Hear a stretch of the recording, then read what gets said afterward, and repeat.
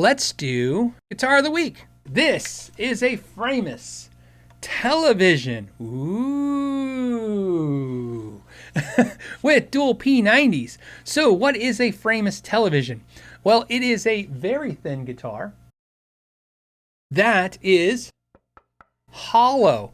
So it is, I believe there's a center block, so it's semi-hollow. There's a center block up the center right here. This side is hollow. This side is hollow, which is why it sounds like that.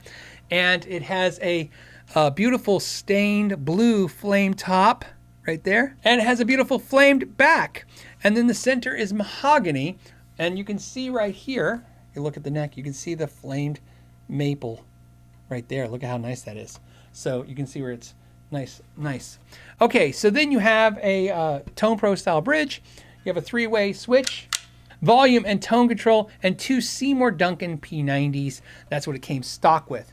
And it has a unfinished mahogany neck where you can actually feel the grain. Very cool.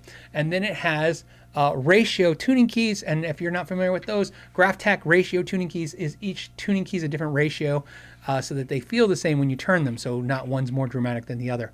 Has a graphite nut ebony fretboard with 22 medium jumbo nickel silver frets with ball ends. They're set in with the ball ends. And then, of course, it has an ebony truss rod right here. And it is a set neck, as you can see. And we're running through my Fender Princeton. Okay, hold me.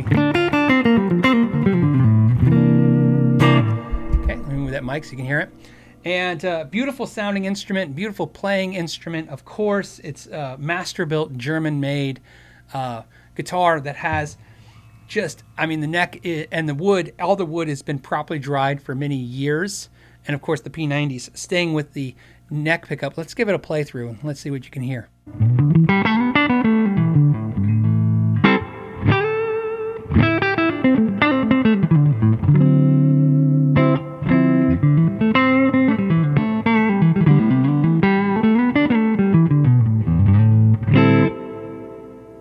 Okay, so then you have the middle position.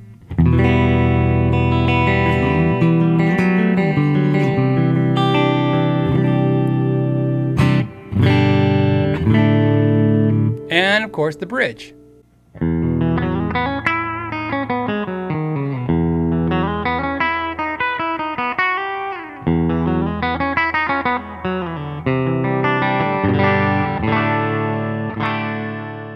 I'm going to use my boost pedal through my OD11 with a little delay. Okay, and so I run the overdrive just light, and then I put a boost in front of it. We're going to start with the neck pickup on this. Here's the overdrive sound.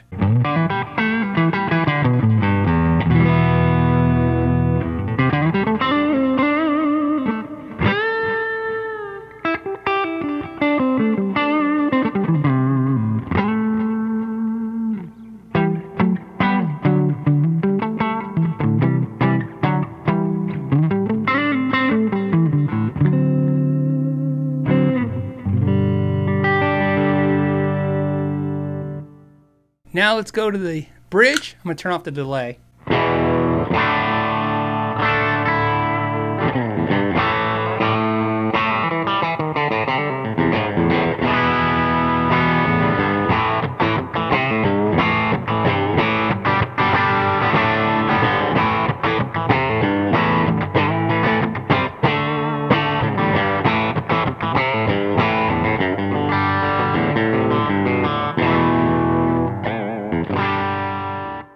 It's my wife, Shauna's favorite guitar, without a doubt, okay?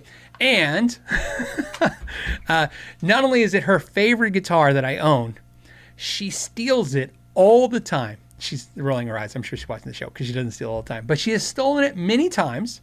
One time, I went out of town for the weekend. I came back. She had taken it out of my office, and I have one in our family room where we watch TV. You know, you have the couch and your TV.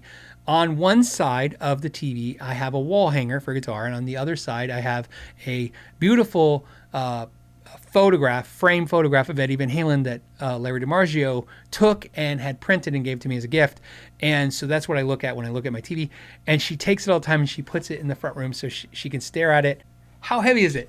A little less than 5.5 pounds. It is top heavy on your lap because it is so light. See, it wants to dive.